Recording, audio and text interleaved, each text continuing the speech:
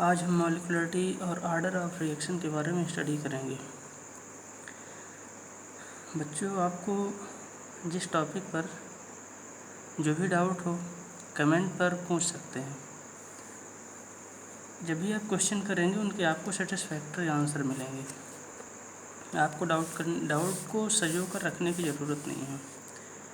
Previous chapter में हमने discuss किया था basic introduction of chemical kinetics, rate of reaction, factor affecting rate of reaction, rate law. और अब डिस्कस करते हैं छोटे टर्म हैं दो, मॉलिक्युलरिटी एंड ऑर्डर ऑफ रिएक्शन।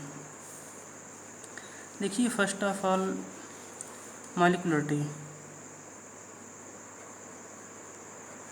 तो जब हम बात करेंगे मॉलिक्युलरिटी की, बड़ा सिंपल सा टर्म है। इसके पहले हम एक चीज़ और जान लें। रिएक्शन में एक पार्टिकुलर रिएक्शन दो टाइप से लिखी जा सकती है। एक तो कॉम्प्लेक्स रिएक्शन, और वो जो कॉम्प्लेक्स रिएक्शन होती है उसको हम ब्रेक करते हैं स्मॉल नंबर ऑफ रिएक्शंस में। कई छोटी छोटी रिएक्शन में ब्रेक कर सकते हैं, और वो जो स्मॉल नंबर ऑफ रिएक्शन होती हैं उनको एलिमेंट्री रिएक्शन कहते हैं। It means a complex reaction breaks into a number of steps, each steps are known as elementary reaction. तो ये टर्म जानना कंपलसरी था हमारे लिए। इसके बाद हम बात करते हैं मॉलिक्युलरिटी। What is मॉलिक्युलरिटी? तो बड़ा सिंपल सा टर्म है। नंबर ऑफ आयंस मॉलिक्यूल और atoms which participate in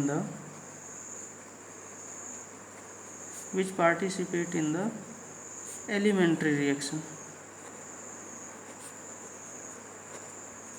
is known as molecularity. Molecularity क्या है? Number of atoms, number of molecules, number of ions which take part in the elementary reaction. इसको आप लोगों को ध्यान रखना है। अब एलिमेंट्री रिएक्शन क्या है? कोई एक रिएक्शन है, वो 2 स्टेप में कंप्लीट होती है। मान लो ए ब्रेक हो रहा है, ए प्लस बन रहा है, इलेक्ट्रॉन लूज कर रहा है वहाँ। फिर ये ए प्लस जो है किसी दूसरे मॉलिक्यूल्स बी माइनस के साथ कंबाइन होता है और ए बी मॉलिक्यूल्स बना रहा। तो each steps are known as elementary reaction and when a single A plus B change into A B, these 2 steps combine together and form this single step. So this reaction is known as complex reaction and each 2 steps are known as elementary reaction. Elementary का मतलब होता है वो छोटी छोटी reactions, छोटे छोटे steps.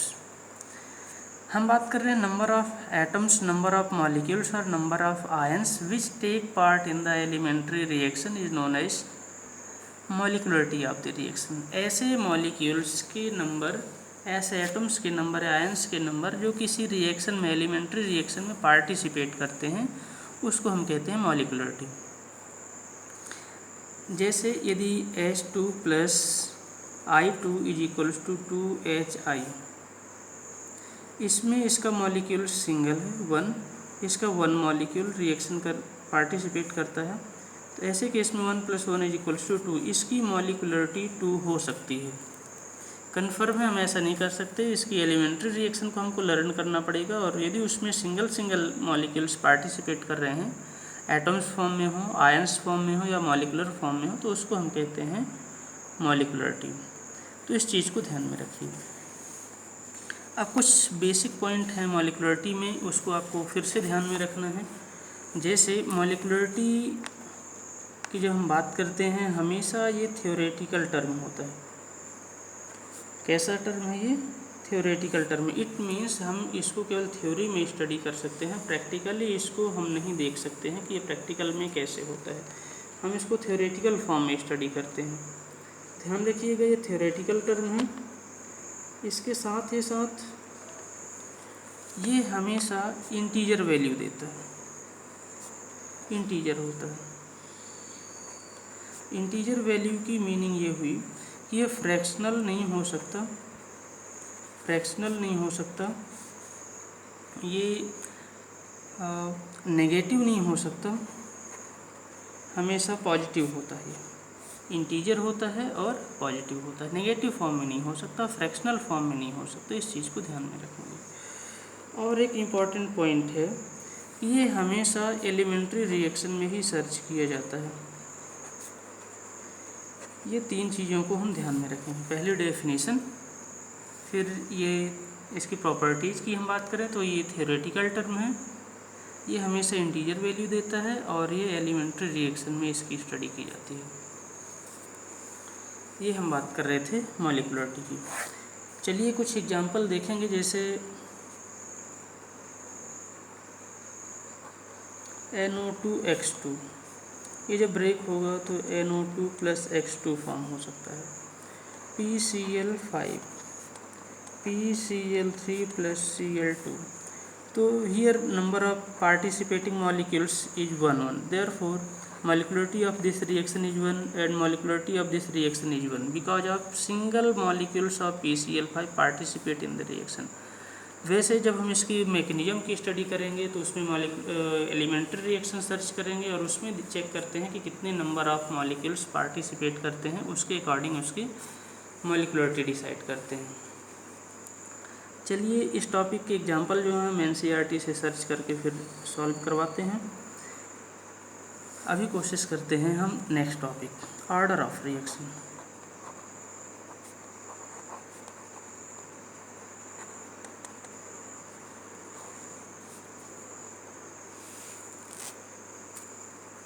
बड़ा सिंपल सा क्वेश्चन है ये। ऑर्डर ऑफ रिएक्शन एक अच्छा टॉपिक है। जैसे मान लीजिए हमारे पास कोई रिएक्शन है, A change into P, A + B change into C + D, या हम इसी को एक और टर्म के फॉर्म में देखें, n number of A combined with m number of B and form C + D।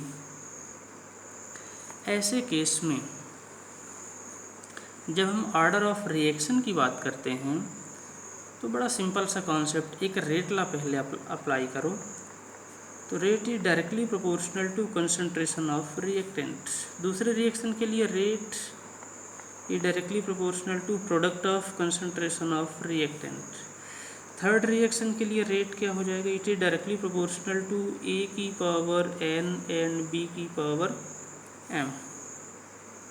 तो एक चीज़ और इसमें से क्लियर हो रहा है कि rate is equals to K into concentration of n + B⁴m।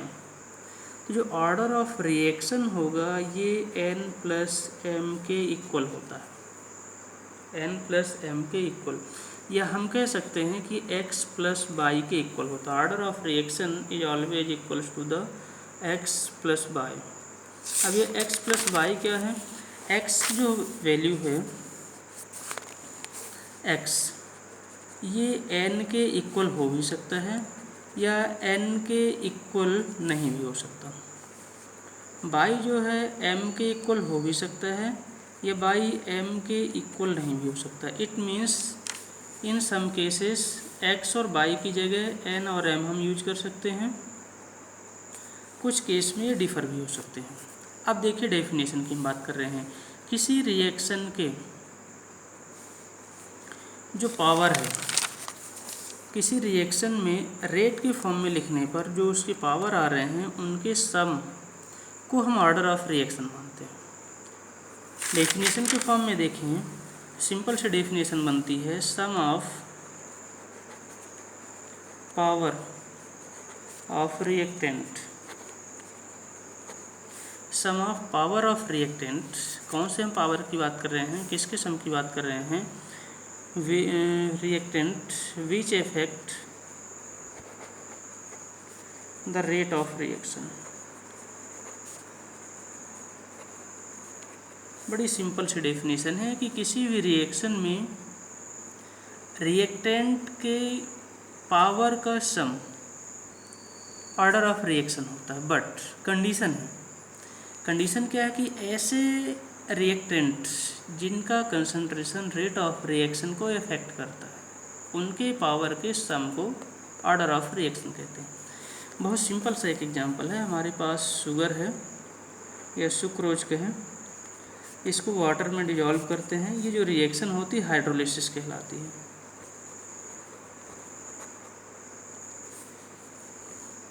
या हम एक और एग्जांपल लें,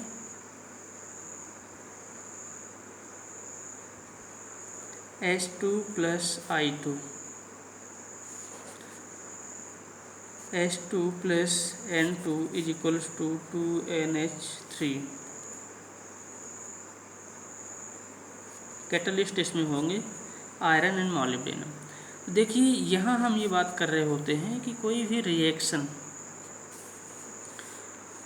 यदि ये फर्स्ट रिएक्टेंट और सेकंड रिएक्टेंट के कंसंट्रेशन पर डिपेंड करती है तो दोनों रिएक्टेंट का कोफिशिएंट जो पावर फॉर्म में कन्वर्ट होगा उस रिएक्शन के रेट को इफेक्ट करता है, और यदि रिएक्शन के रेट को इफेक्ट करेगा तो ऑर्डर में कैलकुलेट होगा। लेकिन यहाँ ये जो फॉर्मेशन ऑफ अमोनिया हो रही है इसके लिए ना तो कंसंट्रेशन ऑफ नाइट्रोजन रिस्पॉन्सिबल है, ना ही कंसंट्रेशन ऑफ हाइड्रोजन रिस्पॉन्सिबल है। Rate of reaction for this rate of production of NH3 is independent of concentration of nitrogen and hydrogen. It depends on the amount of catalyst iron. Therefore, order of reaction for this is 0. क्योंकि जब हम rate के form में लिखेंगे तो rate is equals to K into concentration of H2, concentration of N2 यहाँ 3 और यहाँ कुछ नहीं मीन्स 1 है, तो ऑर्डर ऑफ रिएक्शन तो यहाँ 3 + 1 इज इक्वल्स टू 4 होनी चाहिए। लेकिन कंडीशन हमने मेंशन किया है कि sum of power of reactant which affect the rate of reaction, तो यहाँ concentration of hydrogen and concentration of nitrogen rate को इफेक्ट नहीं करता, इसलिए 1 + 3 नहीं होगा यहाँ, बल्कि इसका ऑर्डर जो होता है 0 होता है। वहीं जब हम बात करते हैं H2 + I2 के लिए, ये 2HI फॉर्म होता है, तो order of reaction is equals to 1 + 1 is equals to 2। It means rate is directly proportional to H की पावर 1 एंड I की पावर 1। कुछ नहीं है, इट मीन्स 1 मानते हैं, और 1 + 1 इज इक्वल्स टू 2। तो यहाँ सेकेंड एग्जाम्पल के केस में जब हम बात करेंगे,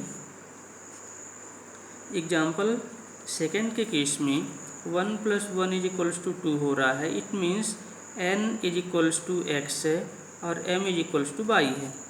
लेकिन इसके पहले वाले के केस में हम देखें एग्जाम्पल फर्स्ट में, तो वहाँ x is not equals to n and y is not equals to m, ये कंडीशन हो रही होती है यहाँ।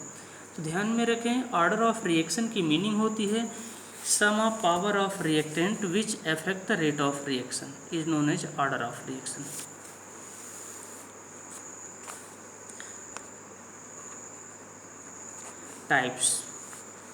Types of order of reaction, तो ध्यान रखिए ये 0 ऑर्डर की हो सकती है, फर्स्ट ऑर्डर की हो सकती है, सेकंड ऑर्डर की रिएक्शन, nth ऑर्डर की रिएक्शन, फ्रैक्शनल ऑर्डर की रिएक्शन, स्यूडो ऑर्डर की रिएक्शन, और इवन एज नेगेटिव ऑर्डर की रिएक्शन भी होती है। तो ये ऑर्डर ऑफ रिएक्शन है, 0 order, first order, second order, nth order, fractional order, pseudo order and negative order. अब देखिए जब हम बात करते हैं व्हाट इज 0 ऑर्डर रिएक्शन, तो डेफिनेशन बड़ी सिंपल सी है 0 ऑर्डर रिएक्शन की। हम कह सकते हैं कि the reaction which rate depends on 0 power of reactant, ऐसे रिएक्शन जिनका रेट रिएक्टेंट के 0 पावर पर डिपेंड करता है। 0 पावर का मतलब क्या हुआ, रिएक्टेंट के कंसंट्रेशन के पावर से फ्री है, उस पर डिपेंड ही नहीं करता। 0 पावर की मीनिंग हुई कि उसके पावर से फ्री है, उस पर डिपेंड ही नहीं करता। मीन्स हम सीधे सीधे कह सकते हैं कि ऐसी reaction which rate is free from concentration of reactant, ऐसी रिएक्शन जिनका रेट रिएक्टेंट के कंसंट्रेशन से फ्री हो उसको हम कहते हैं जीरो ऑर्डर रिएक्शन। फिर first order reaction same as definition इसकी भी बनेगी, which rate depends on first power of reactants. ऐसी रिएक्शन या जीरो ऑर्डर क्या है, जब किसी रिएक्शन में उसका रेट किसी एक के कंसंट्रेशन पर डिपेंड करे, कंसंट्रेशन के फर्स्ट पावर पर डिपेंड करे, उसको हम first order reaction. Second power पर डिपेंड करे, सेकेंड ऑर्डर रिएक्शन। अब जैसे एग्जांपल हमने जीरो ऑर्डर की बात किया तो इसमें एग्जांपल बड़ा सिंपल सा है, यही एग्जांपल फिर से रखेंगे। 3H2 + N2 = 2NH3। Such type of reaction which occurs in presence of metal is known as metal catalytic reaction, and all metal catalytic reaction follow zero order reaction. All metal catalytic reaction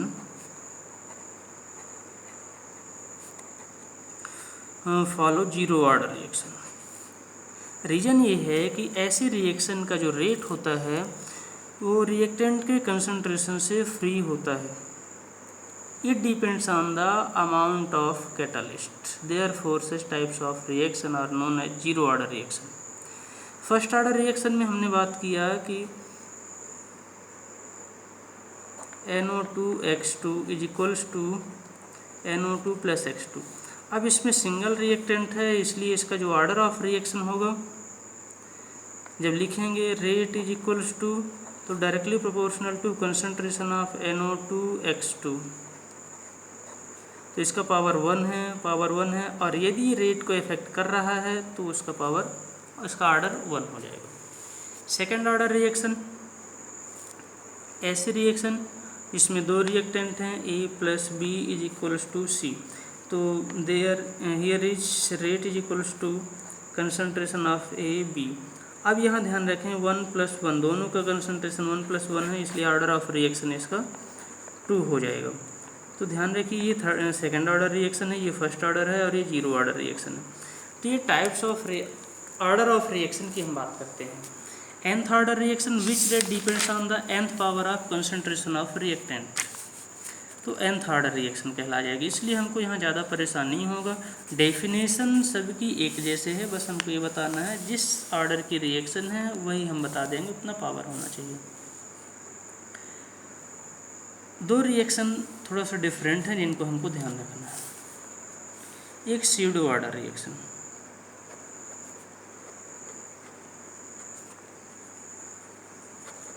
ये important reaction है, exam में आती है, हमेशा पूछी जाती है, important question है, ये कन्फ्यूजन वाला क्वेश्चन है इसलिए थोड़ा सा इसको माइंड करना पड़ेगा।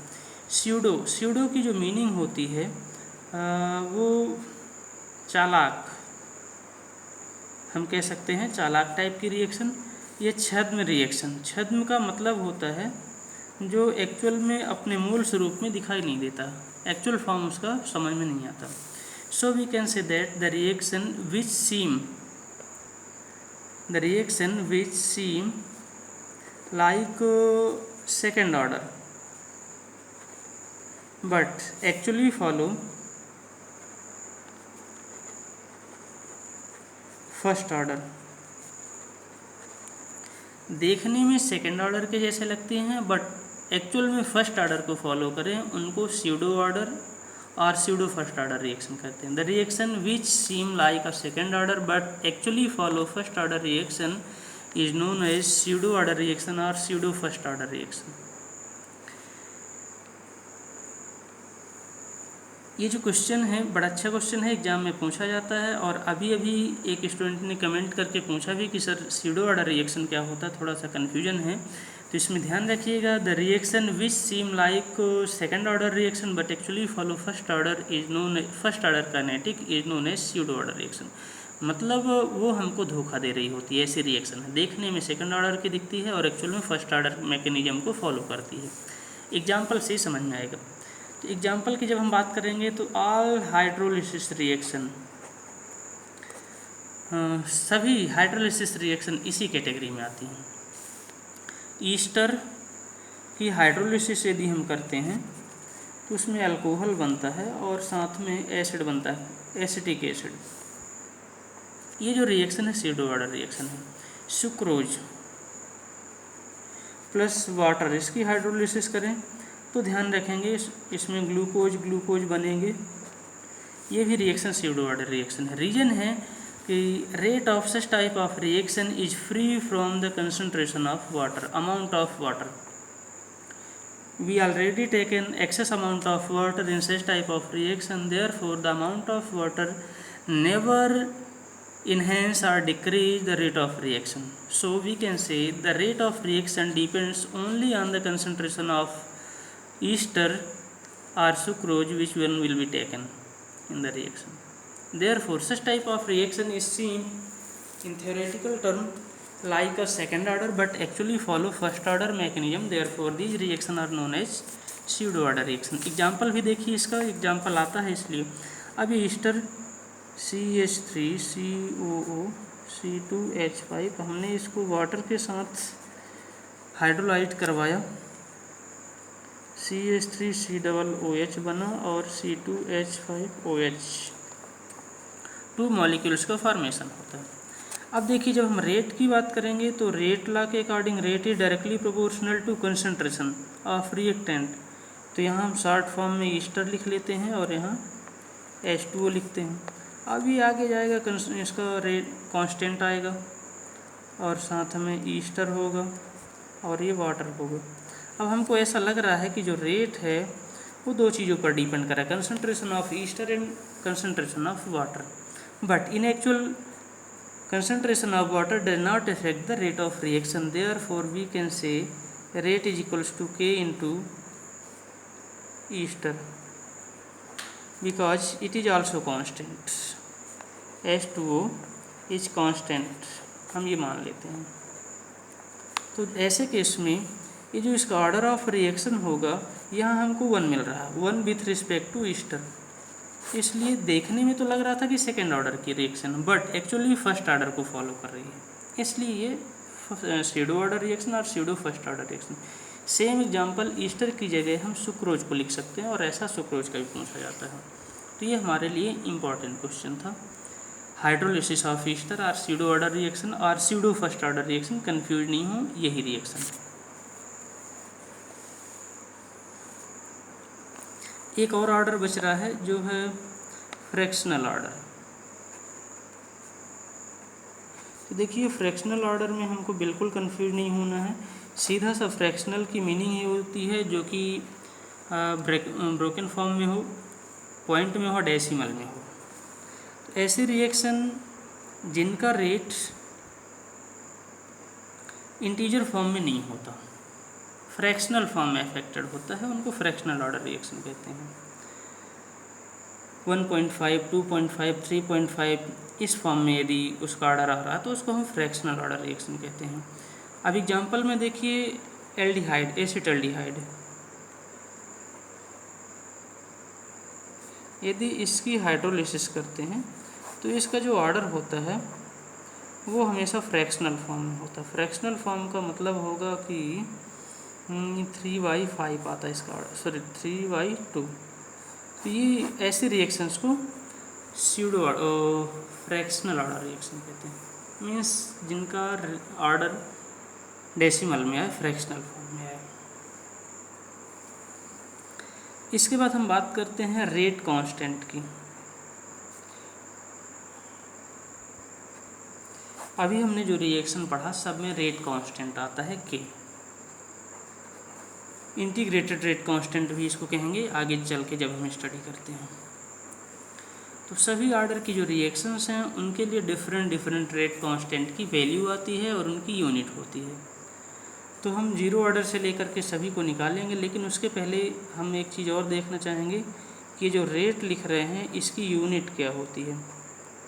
तो रेट की यूनिट के लिए हमको ध्यान में रखना पड़ेगा rate is directly proportional to concentration of reactant,